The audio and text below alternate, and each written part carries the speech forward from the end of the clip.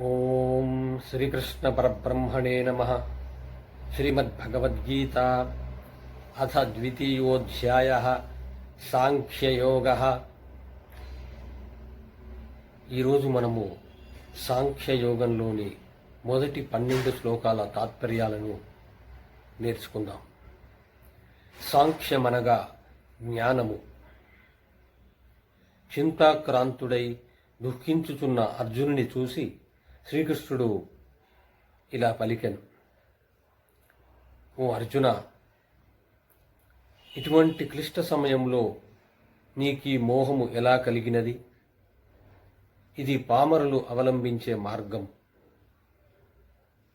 ఉత్తములైన వారు ఈ విధంగా చెయ్యరు.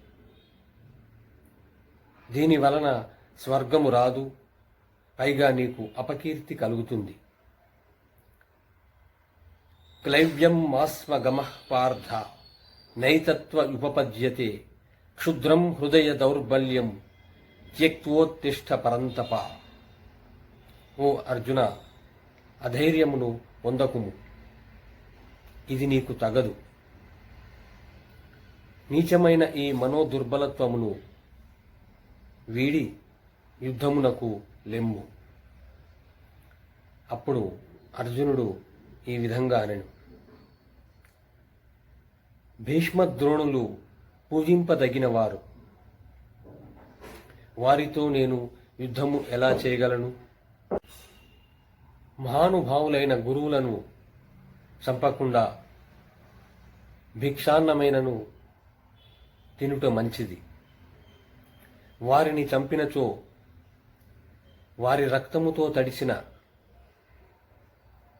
సంపదలను భోగాలను అనుభవించవలసి ఉంటుంది.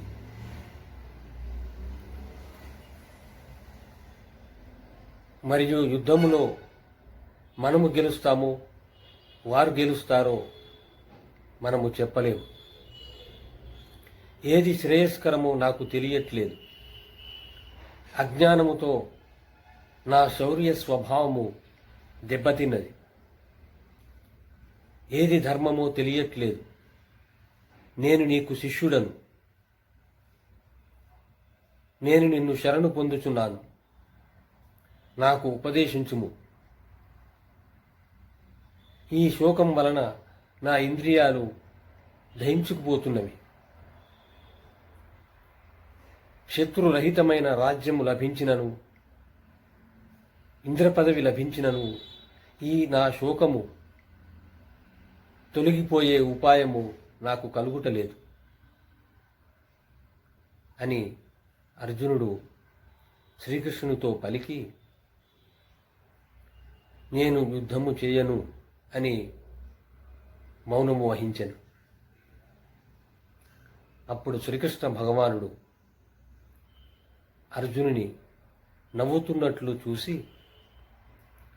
అశోచ్యానన్వశోచస్త్వం ప్రజ్ఞావాదాంశ్చ భాషసే గతాసు నగతాసూంశ్చ నానుశోచంతి పండితాః. ఓ అర్జున, నీవు శోకింపదగని వారి గురించి బాధపడుతున్నావు. పైగా పెద్ద పెద్ద మాటలు మాట్లాడుతున్నావు. పండితులైన వారు మరణించిన వారి గురించి గాని జీవించి ఉన్న వారి గురించి గాని దుఃఖింపరు.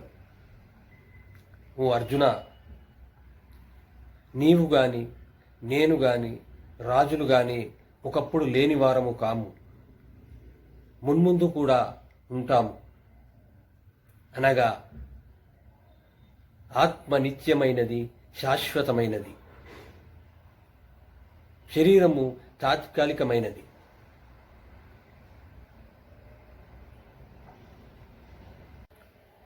ఈ విధంగా శ్రీకృష్ణ పరమాత్మ ఆత్మ శాశ్వతంగా ఉంటుంది, ఆత్మకు నాశనము లేదు అని చెప్పడం జరిగింది. భగవద్గీతను మనము వివేకంతో, నిర్మలమైన మనస్సుతోటి అర్థం చేసుకోవాలి. ఓం శ్రీకృష్ణ పరబ్రహ్మణే నమః. శ్రీమద్భగవద్గీత అథ ద్వితీయోధ్యాయః సాంఖ్యయోగః. ఈరోజు మనము సాంఖ్యయోగంలోని 13వ శ్లోకం నుంచి 22వ శ్లోకం వరకు తాత్పర్యాలను నేర్చుకుందాం. దేహినోస్మిన్ యథా దేహే కౌమారం యౌవనం జరా తథా దేహాంతర ప్రాప్తి ధీరస్తత్ర నముహ్యతి. జీవునికి ఈ శరీరమునందు బాల్యము, యౌవనము, ముసలితనము ఏ విధంగా కలుగుతున్నాయో అదేవిధంగా మరణానంతరము మరి ఒక శరీరము కలుగుచున్నది. జ్ఞాని అయిన వాడు ఈ విషయమున దుఃఖింపడు. అనగా జీవాత్మకు కర్మ యొక్క ఫలితాన్ని అనుసరించి మరణించిన తర్వాత మరి ఒక శరీరము కలుగుతుంది. ఓ అర్జున, ఇంద్రియాలు విషయాలతో కలిసినప్పుడు సుఖదుఖాలు, శీతోష్ణాలు కలుగుతాయి. అవి తాత్కాలికమైనవి, వస్తూ ఉంటాయి, పోతూ ఉంటాయి. వాటిని నీవు ఓర్చుకొనుము. ఇంద్రియాలనగా కర్మేంద్రియాలు, జ్ఞానేంద్రియాలు. పంచతన్మాత్రలు శబ్దము, స్పర్శ, రూపము, రసము, వాసన. ఇంద్రియ విషయాలు సుఖదుఖాలను కలిగిస్తూ వస్తూ పోతూ ఉంటాయి. ఇవి తాత్కాలికమైనవి. వీటిని ఓర్చుకొనుము అని చెప్పడం జరిగింది. యౌవనిని ఈ శబ్దస్పర్శాది ఇంద్రియ విషయములు బాధించవో, చలింపజేయవో, సుఖదుఖములందు సమముగా ఉన్నట్టి ఆ ధీరుడు మోక్షమునకు అర్హుడగును. అనగా సుఖదుఖములందు సమానంగా ఉండాలి అని చెప్పడం జరిగింది. ఈ శరీరము అనిత్యమైనది, అశాశ్వతమైనది. ఆత్మ శాశ్వతమైనది. తత్వజ్ఞులైన వారు ఈ రెండు విషయాలను గ్రహించినారు. అనగా జగన్మిథ్య, బ్రహ్మసత్యము. జగత్తు మాయ, పరమాత్మ సత్యమైనది.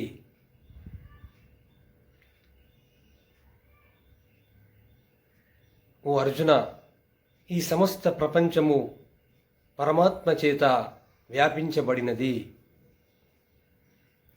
ఆ పరమాత్మ నాశరహితమైనది. ఆ పరమాత్మను ఎవరూ కూడా నాశనము చేయలేరు.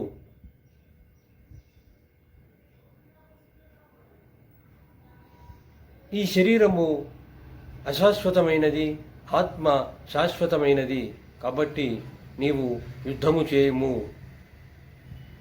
ఓ అర్జున, వాస్తవానికి ఈ జీవాత్మ పుట్టుట లేదు, చనిపోవట్లేదు.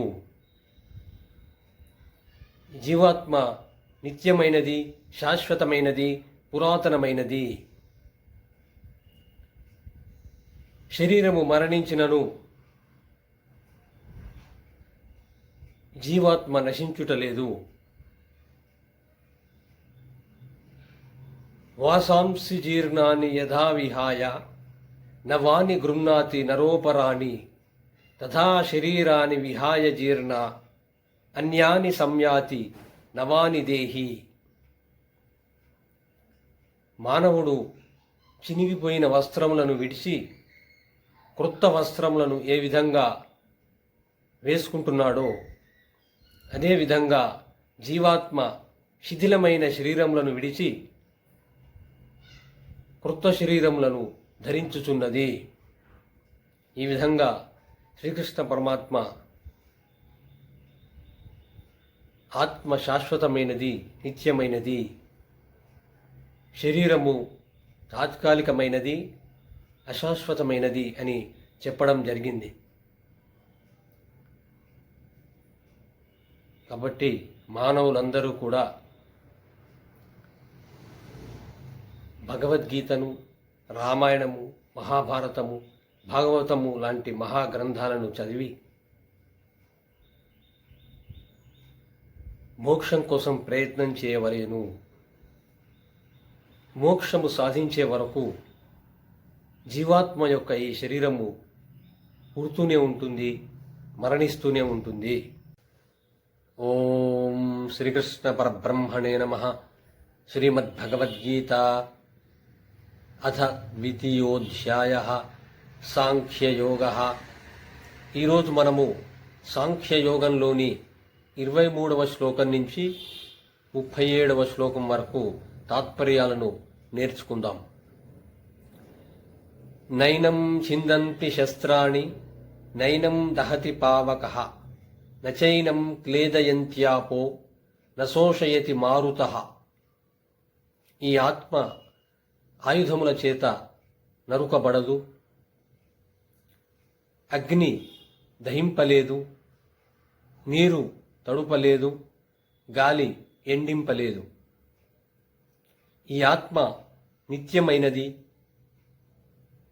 స్థిరమైనది, సర్వము వ్యాపించి ఉన్నది, నిశ్చలమైనది, సనాతనమైనది, అనగా ఎప్పటినుంచో ఉన్నదని భావము. ఈ ఆత్మ ఇంద్రియములకు కనపడదు, మనస్సుచే ఊహించలేము, వికారము లేనిది. కావున నీవు శోకించుట తగదు. ఒకవేళ నీవు ఈ ఆత్మ జనన మరణములు కలదని భావించినా నీవు శోకించుట తగదు. ఎందుకంటే జాతస్య హి ధ్రువో మృత్యుః ధ్రువం జన్మ మృతస్య చ తస్మాదపరిహార్యేర్థే నత్వం శోచితుమర్హసి. నువ్వు అర్జున, పుట్టినవాడు మరణించక తప్పదు, మరణించినవాడు జన్మించక తప్పదు. తప్పనిసరియగు ఈ విషయమున నీవు శోకించుట తగదు. ఓ అర్జున, ఈ ప్రాణికోట్లన్నీయు పుట్టుక మునుపు లేవు, మరణించిన తర్వాత కనపడట్లేవు. మధ్యలో తాత్కాలికంగా ఉన్నవి ఇవి భ్రాంతి రూపంలే. కావున నీవు శోకించుట తగదు. ఈ ఆత్మను ఒకానొకడు ఆశ్చర్యమైన దానివలే చూస్తున్నాడు, ఆశ్చర్యమైన దానివలే చెప్తున్నాడు, ఆశ్చర్యమైన దానివలే వింటున్నాడు. కానీ ఏ ఒకానొకడు కూడా దీని గురించి పూర్తిగా తెలుసుకోలేకపోతున్నాడు. అనగా ఆత్మను సంపూర్ణంగా తెలుసుకునేవారు చాలా తక్కువ అని భావం.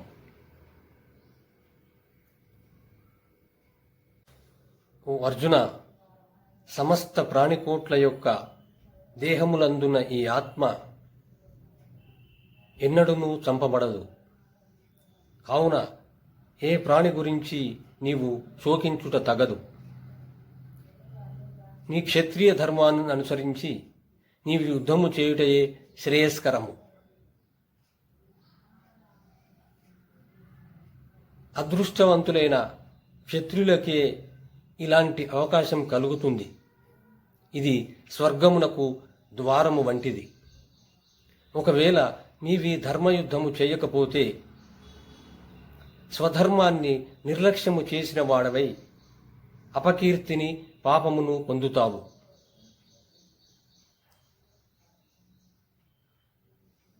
చాలామంది నీ అపకీర్తిని చెప్పుకుంటారు.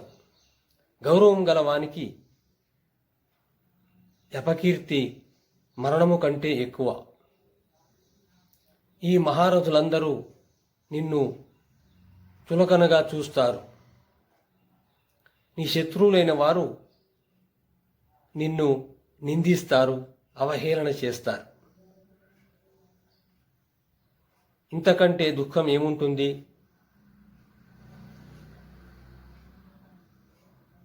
హతో వా ప్రాప్స్యసే స్వర్గం జిత్వా వా భోక్ష్యసే మహీం తస్మాదుత్తిష్ఠ కౌంతేయ యుద్ధాయ కృతనిశ్చయ. ఓ అర్జున, ఈ యుద్ధమందు నీవు శత్రువుల చేత చంపబడినచో స్వర్గమును పొందుతావు. ఒకవేళ నీవే జయించినచో భూలోక రాజ్యమును అనుభవిస్తావు. ఈ ప్రకారముగా 2 విధాలా నీకు మేలే. కావున లెమ్ము, యుద్ధానికి సంసిద్ధుడవు కమ్ము. ఇక్కడ మనము ఒక 2-3 విషయాలు తెలుసుకోవాలి. ఎవరైతే ఉత్తమ కర్మ చేస్తారో, ధర్మంగా ఉంటారో వారు స్వర్గమును పొందుతారు అని చెప్పడం జరిగింది. మనిషికి తన స్వధర్మమే మేలు అని చెప్పడం జరిగింది. ఈ ఆత్మ చైతన్య శక్తి, ఇది పంచభూతాలు అనగా భూమి, జలము, అగ్ని, వాయువు, ఆకాశం చేత నిర్మితమైనది కాదు. ఈ విధంగా శ్రీకృష్ణ భగవానుడు భగవద్గీత యందు తెలియజేసిరి. మనందరం కూడా ఈ ముఖ్యమైన ధర్మాలను ఆచరించి భగవానుడు చెప్పినట్టు చేస్తే తప్పకుండా యోగసిద్ధి కలుగుతుంది. ఓం శ్రీకృష్ణ పరబ్రహ్మణే నమః. శ్రీమద్భగవద్గీత అథ ద్వితీయోధ్యాయః సాంఖ్యయోగః. ఈరోజు మనము సాంఖ్యయోగంలోని 38వ శ్లోకం నుంచి 51వ శ్లోకం వరకు తాత్పర్యాలను నేర్చుకుందాం.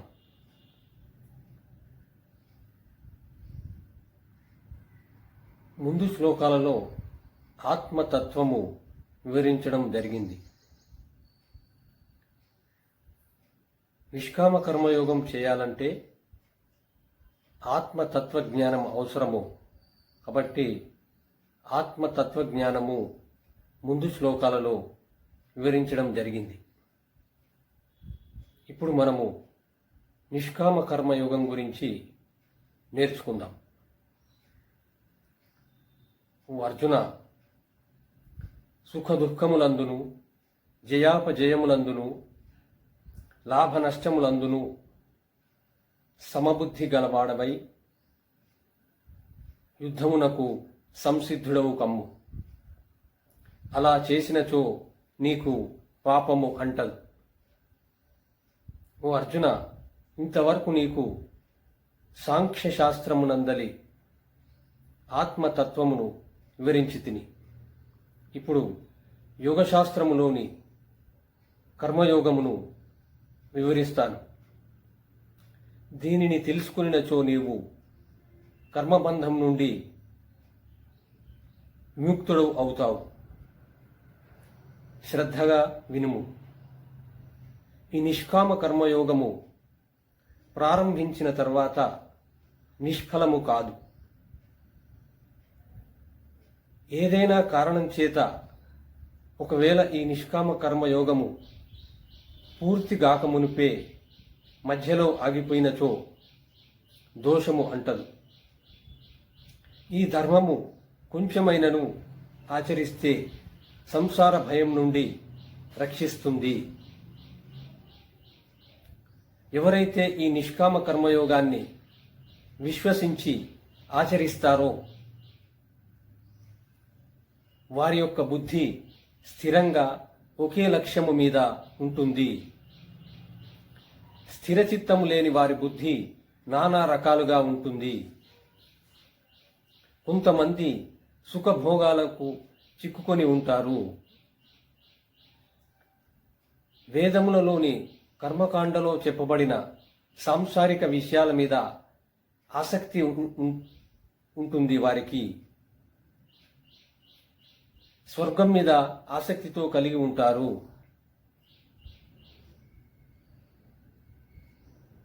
సుఖభోగాల మీద కోరిక ఉన్న వారి బుద్ధి పరమాత్మ మీద నిలువదు. వేదాలలో కర్మకాండ, ఉపాసనకాండ, జ్ఞానకాండ అని 3 కలవు. కేవలము కర్మకాండ మీదనే ఆసక్తి ఉన్నవారు అవివేకులు. జ్ఞానకాండలో ఉపనిషత్తులు ఉన్నవి. ఓ అర్జున, వేదాలలో ఉన్న కర్మకాండ యందు చెప్పబడిన సాంసారిక విషయాల మీద నీవు ఆసక్తిని చూపకు. సుఖ దుఃఖములందు సమముగా ఉన్నవాడవై, యోగక్షేమముల మీద దృష్టి లేనివాడివై ఆత్మజ్ఞానివి కమ్ము. బావిలోని నీరు వల్ల ఎంత ప్రయోజనము కలుగుతుందో అదే ప్రయోజనము నదిలోని నీటి వల్ల కూడా కలుగుతుంది. అదేవిధంగా వేదములో చెప్పబడిన సమస్త కర్మలయందు ఎంత ప్రయోజనము కలుగుతుందో అంత ప్రయోజనము పరమార్థతత్వము తెలుసుకున్న బ్రహ్మజ్ఞానికి కలుగుచున్నది. అనగా పరమార్థతత్వము తెలుసుకున్న బ్రహ్మజ్ఞాని అన్ని ప్రయోజనాలు పొందుతున్నాడు.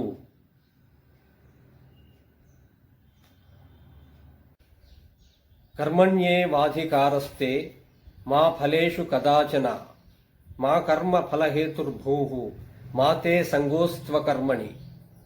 ఓ అర్జున, నీకు కర్మలను చేయుటయందే అధికారము కలదు. కర్మ ఫలితమందు ఏనాడునూ అధికారము లేదు. కర్మ ఫలితములకు నీవు కారణము కాకుము. అట్లని కర్మలను మానుటయందు నీకు ఆసక్తి కలుగకుండుగాక. ఓ అర్జున, నీవు యోగనిష్ఠయందుండి కార్యము ఫలించినను ఫలించకున్నను సమముగా ఉన్నవాడవై కర్మలను చేయుము. అట్టి సమత్వ బుద్ధియే యోగమనబడును. సమత్వం యోగ ఉచ్యతే. అనగా సమత్వమే యోగమనబడును. ఓ అర్జున, సమత్వ బుద్ధితో కూడిన నిష్కామ కర్మయోగము కంటే ఫలాపేక్షతో కూడిన కర్మ అల్పమైనది. కావున నీవు సమత్వ బుద్ధితో కూడిన నిష్కామ కర్మయోగాన్నే ఆచరింపుము. ఫలమును కోరువారు దీనులు. సమత్వ బుద్ధి గల వ్యక్తి పుణ్యపాపములను ఈ జన్మయందే తొలగించుకొనుచున్నాడు. అనగా పుణ్యపాపాల నుంచి విముక్తిని పొందుచున్నాడు. కావున నీవు సమత్వ బుద్ధితో కూడిన కర్మయోగాన్ని ఆచరింపుము. కర్మల ఎందలి నేర్పరితనమే యోగము. యోగ కర్మ సుకౌశలం. అనగా కర్మల ఎందలి నేర్పరితనమే యోగము. సమబుద్ధి గల జ్ఞానులు కర్మఫలాలను త్యజించి జన్మబంధం నుండి విముక్తిని పొందుచున్నారు. వారు దుఃఖరహితమైన మోక్ష పదవిని పొందుచున్నారు. కావున మానవుడు సమత్వ బుద్ధితో కర్మల యొక్క ఫలాలను భగవంతుడికి అర్పించి కర్మలను చేయవలెను. ఆ విధంగా చేస్తే చిత్తశుద్ధి కలుగుతుంది. చిత్తశుద్ధి వలన జ్ఞానోదయం కలిగి మోక్షము సిద్ధిస్తుంది. ఈ విధంగా శ్రీకృష్ణ పరమాత్మ చెప్పడం జరిగింది. ఓం శ్రీకృష్ణ పరబ్రహ్మణే నమః. శ్రీమద్భగవద్గీత అథ ద్వితీయోధ్యాయః సాంఖ్యయోగః.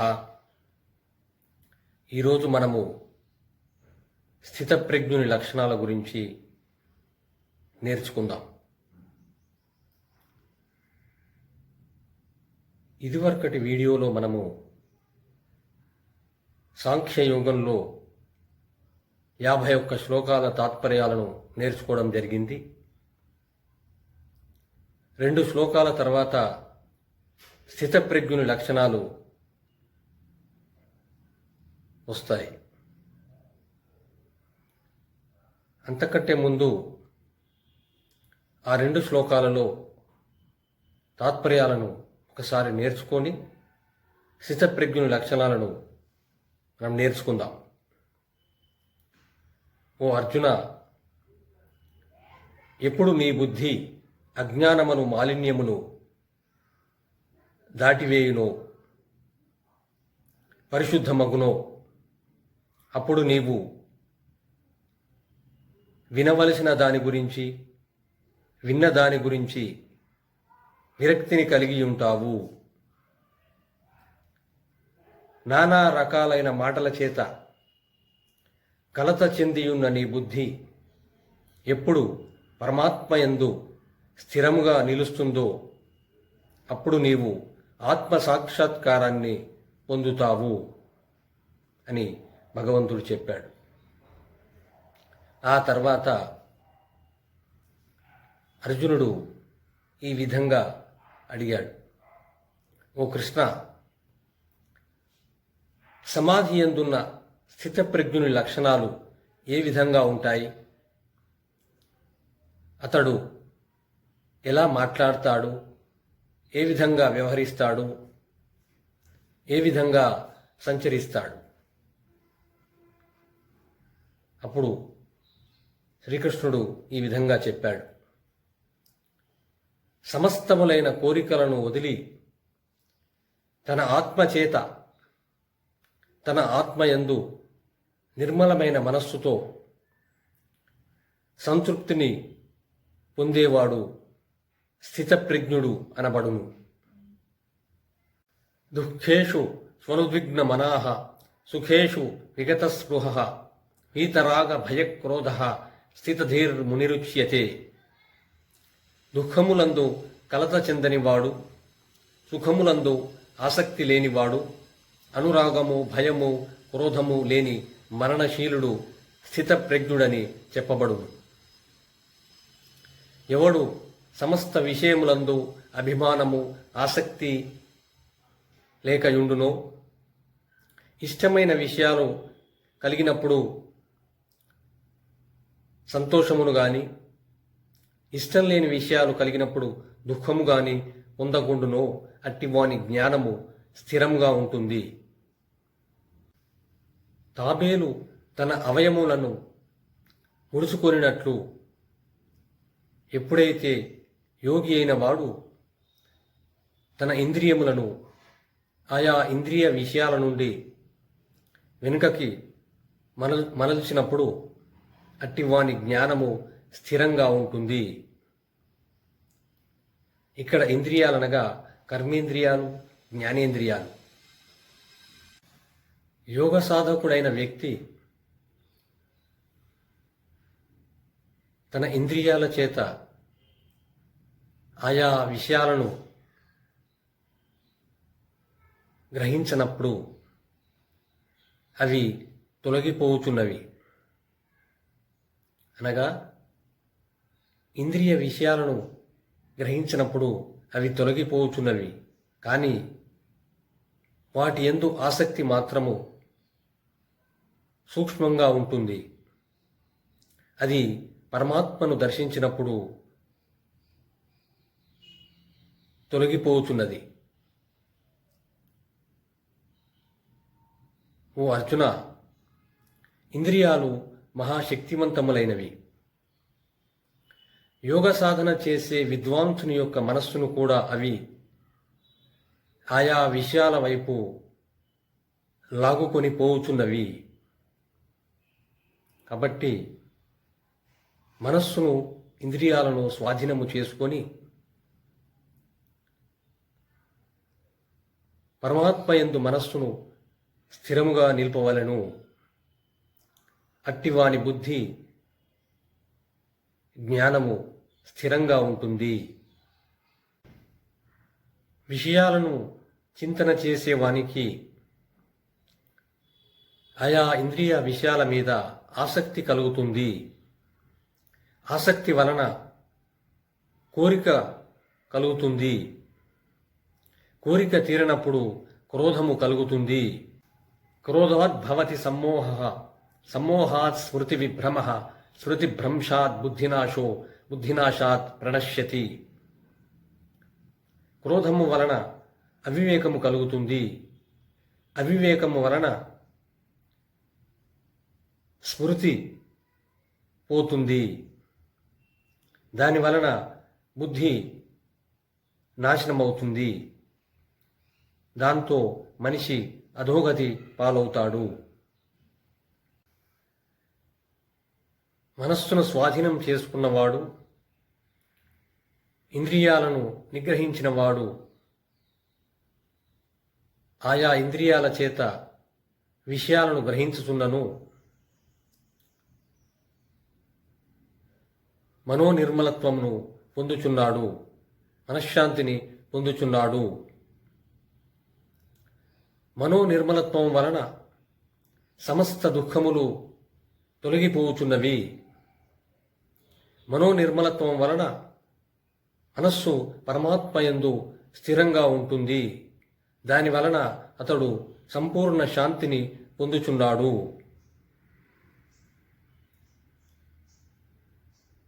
మనస్సును ఇంద్రియాలను జయించని వాడు అతడికి వివేకబుద్ధి కలుగదు. వివేకబుద్ధి లేని వానికి పరమాత్మయందు మనస్సు నిలవదు. అతనికి వైరాగ్యం కలగదు. అలాంటి మనిషికి సుఖము గాని శాంతి గాని కలుగదు. నీటి యందు తేలుచున్న నావను గాలి నెట్టివేయును. అదేవిధంగా విషయాలందు ప్రవర్తించుచున్న ఇంద్రియములలో దేనిని మనస్సు అనుసరించిపోవునో అది మనిషి యొక్క వివేకాన్ని నశింపజేస్తుంది. కాబట్టి ఓ అర్జున, ఇంద్రియాలను ఎవరైతే విషయములపైకి ఊనియకుండా నిగ్రహిస్తారో అతడి జ్ఞానమే స్థిరంగా ఉంటుంది. సమస్త ప్రాణులకు ఏది రాత్రో అది ఇంద్రియ నిగ్రహ పరుడగు యోగి దాని యందు మేలుకొని ఉంటాడు. అజ్ఞానులు దేని యందు మేలుకొని ఉంటారో దాని యందు స్థితప్రజ్ఞుడైన యోగి రాత్రి వలె ఉంటాడు. అనగా అజ్ఞానులు అశాశ్వతమైన విషయ సుఖాల మీద ఆసక్తితో ఉంటారు.